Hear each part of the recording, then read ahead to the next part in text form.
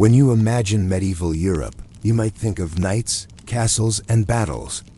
But for most people, daily survival depended not on swords or crowns, but on something far less glamorous: dried fish.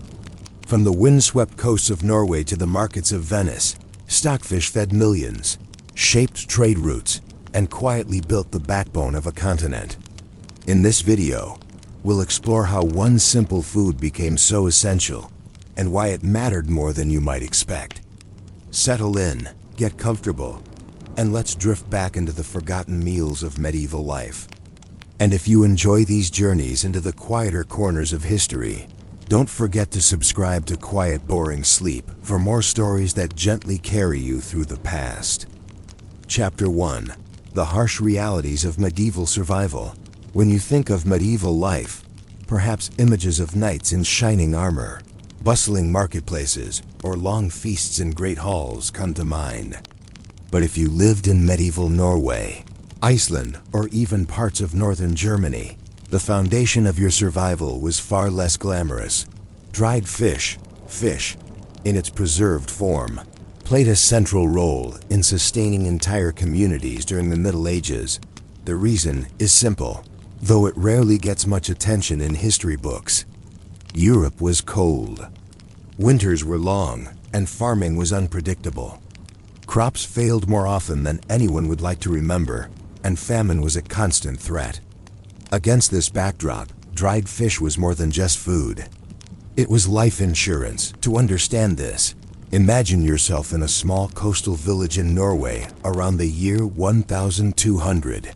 The air is sharp with salt, and cold winds sweep in from the North Sea. Agriculture is possible here, but only in a limited way. Barley, rye, and oats can grow, but fields are small and the soil is poor. Cattle are kept, but they must be carefully managed, for fodder is scarce in winter. Yet, despite these limitations, one resource exists in abundance: the sea. Cod, herring, and other cold water fish were plentiful in these northern waters. They could be caught in great numbers, especially during spawning seasons. But catching fish was only the first step. The true challenge was preserving them. Fresh fish spoils quickly, especially in the absence of refrigeration. This is where drying came in. Drying fish is one of the oldest preservation methods known to humankind, and in the medieval North, it became a perfected art. Cod, in particular, was hung on wooden racks, exposed to the cold, dry wind. Within weeks, the flesh became hard, brittle, and nearly weightless. The product known as stockfish could last for years without spoiling. You could carry it on a ship, transport it across mountains, or even store it in a damp cellar, and it would remain edible. But what did eating dried fish actually look like for ordinary people? Daily life with stockfish was, to put it simply, repetitive. The fish was rock hard and required careful preparation.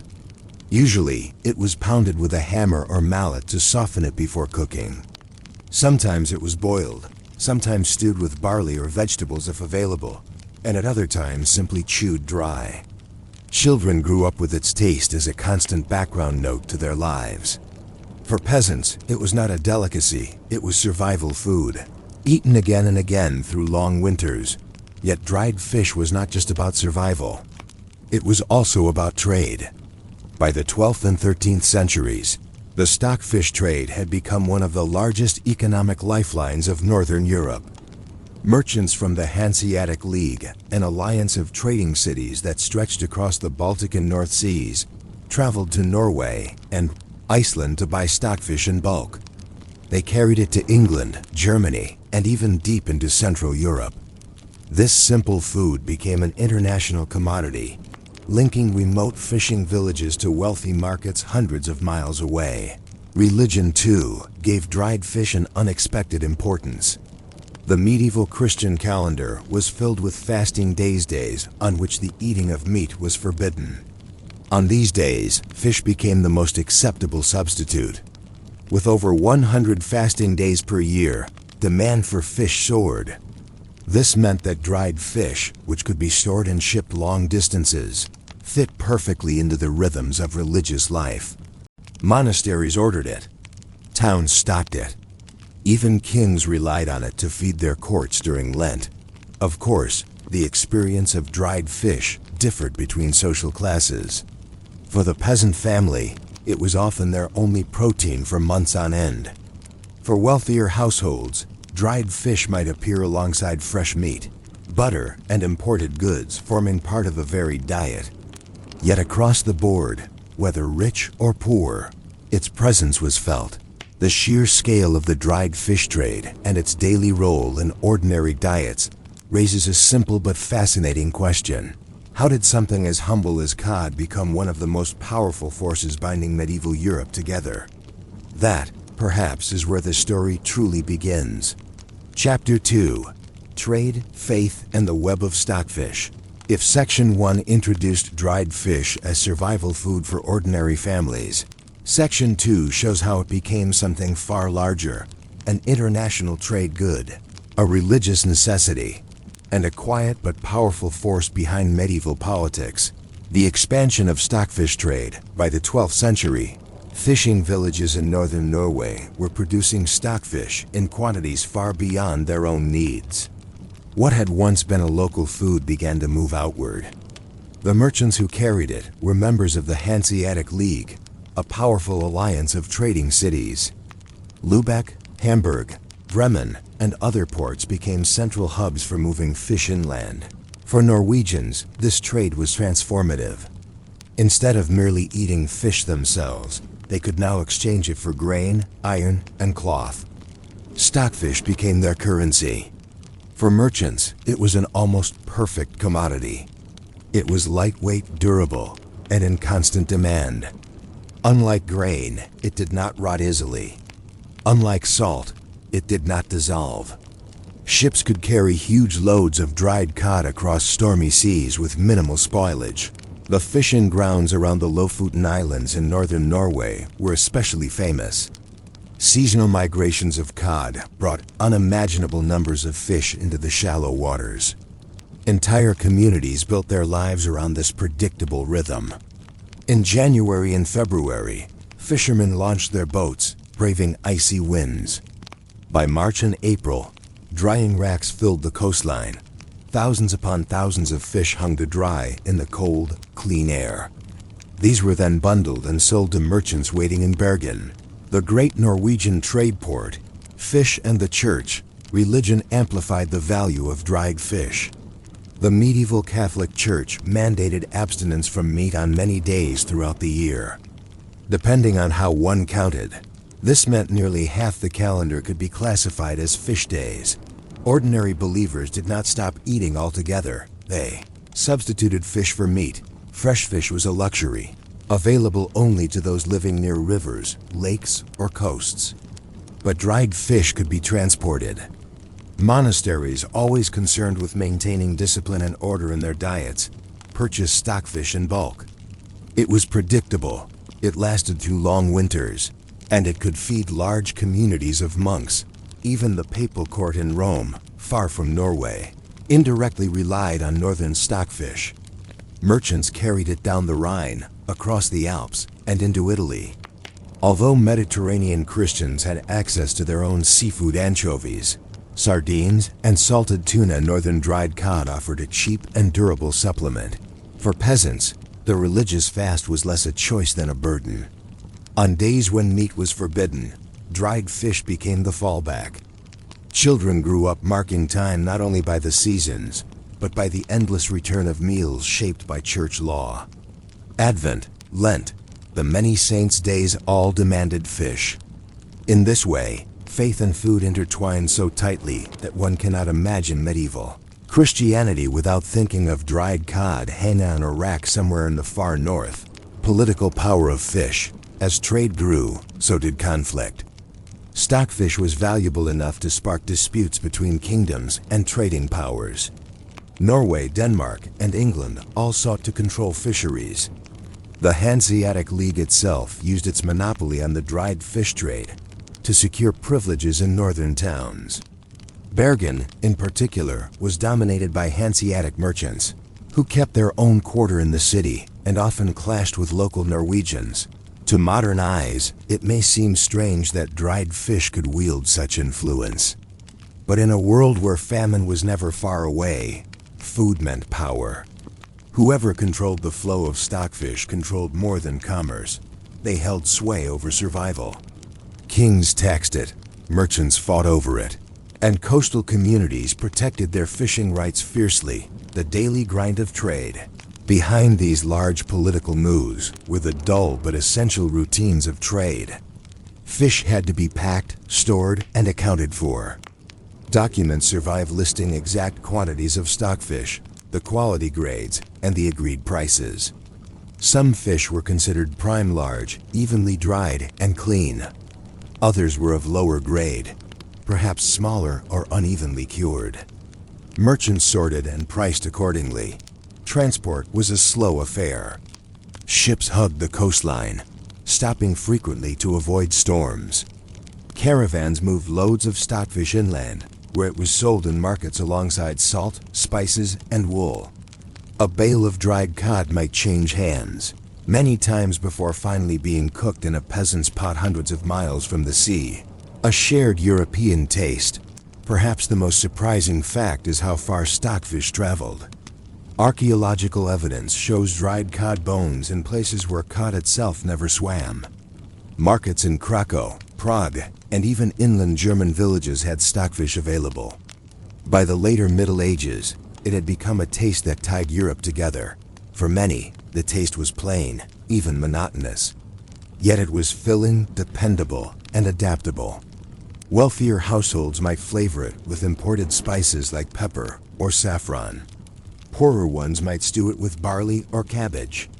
But across class and geography, it was the same fundamental food.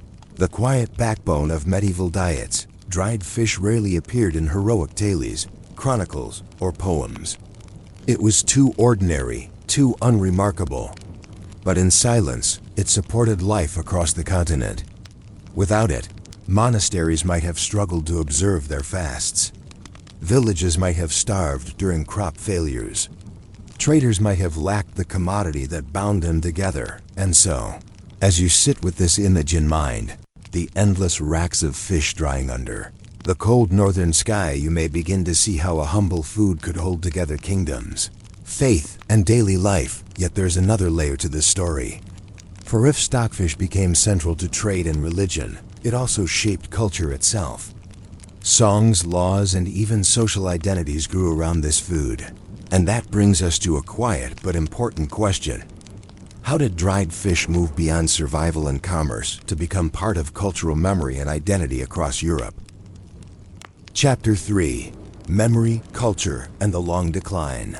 You have followed dried fish from the simple meals of poor households to the wide networks of trade and religion that gave it such importance. But its story does not end with commerce. It stretches further into the realm of culture, identity, and the gradual shifts that came with the end of the medieval world. Songs, laws, and identity. Evidence of dried fish seeps quietly into medieval culture. In northern sagas, fishermen and their labors are often mentioned, not as heroes but as background figures. In Scandinavian law codes, detailed passages describe fishing rights, the management of drying racks, and the punishment for stealing fish. Such details remind you that dried fish was more than food. It was an economic and legal foundation for entire communities. In Bergen, the smell of stockfish filled the air for centuries. Foreign merchants arriving at its harbor would have recognized it instantly, a pungent scent that marked the city as a hub of trade. For the Norwegians themselves, stockfish became a symbol of their connection to the wider world. Farmers inland might never see the sea, but they relied on the dried fish shipped across mountains. Over time, this reliance shaped identity. Norwegians came to see fishing as central to their survival, not merely an occupation, but a cultural anchor. To this day, the drying racks of Lofoten remain iconic, photographed, painted, and remembered as a link to the past. The monotony of meals for ordinary people, dried fish was not a curiosity, but a routine.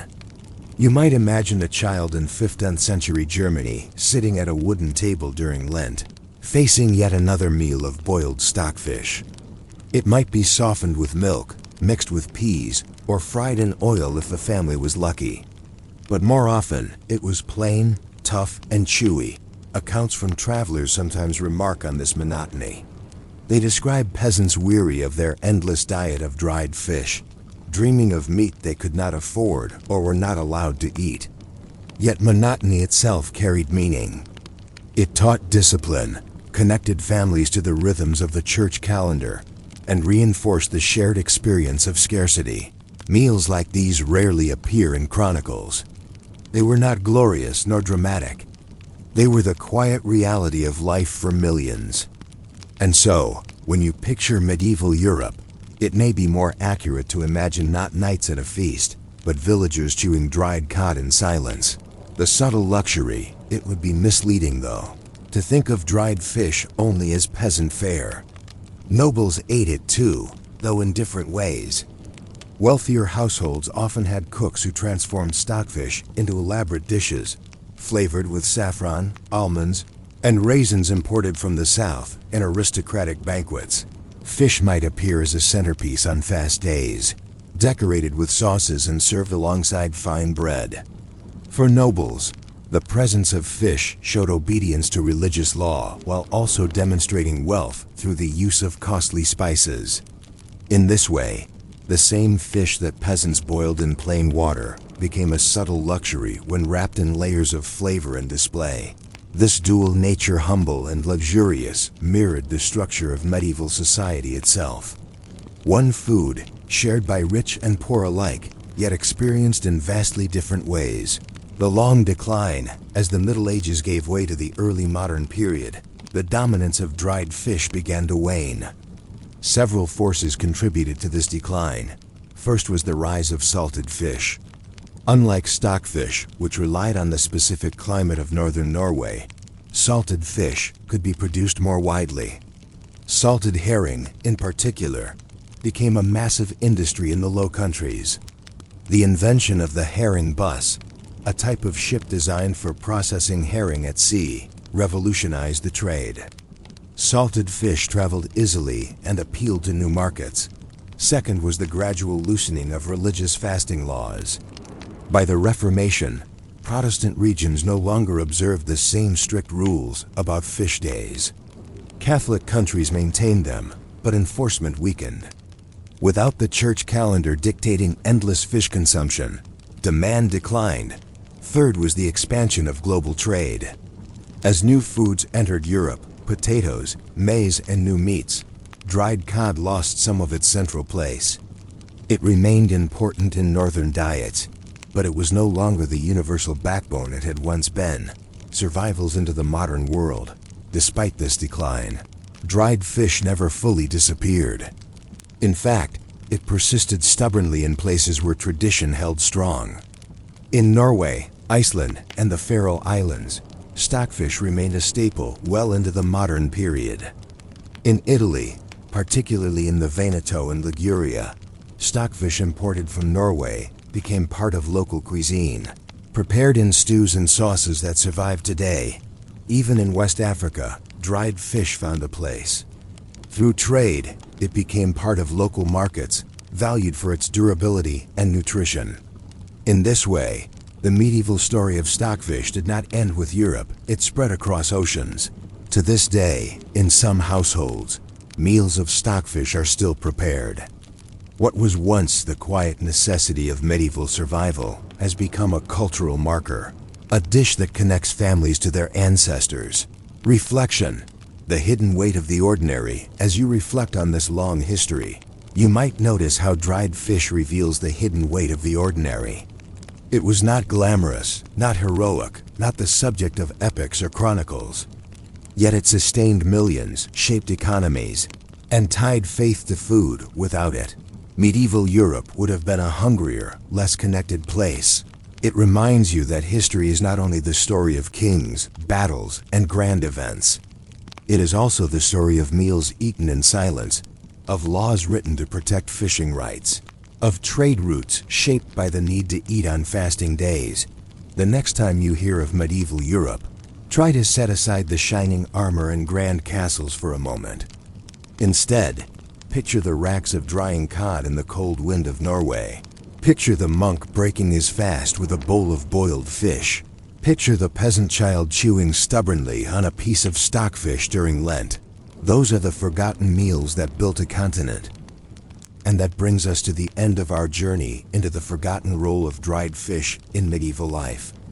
It may not be the most glamorous chapter in history, but it's one of those quiet details that held entire communities together. I hope this gentle exploration helped you relax, unwind, or even drift off to sleep.